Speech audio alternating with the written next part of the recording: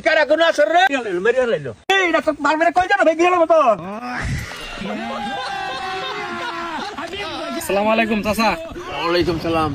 চাচা একটা কথা কইতেছিলাম। কি কথা রে বা?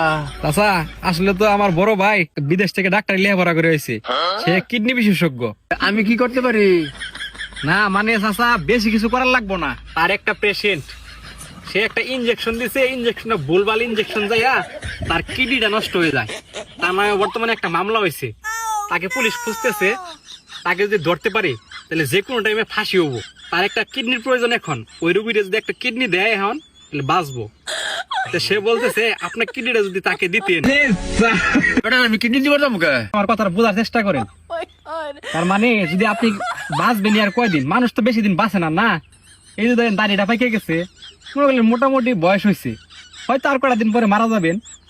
সে বলতেছে আপনার পুরা পরিবারের দায়িত্ব নিবে, সাথে আপনাকে 50 লক্ষ টাকাও দিবে, শুধু বিনিময়ে আপনার কিডনিটা নিবে।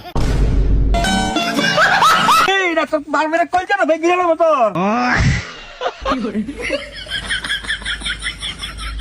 স্যার হ্যাঁ তুই ধর, আমি এখনই আইতাছি, এখনই আইয়া কি ইঞ্জেকশনটা দিয়ে কিডনিটা খুলে নিয়ে যামগা। Cara, con una sorre. María.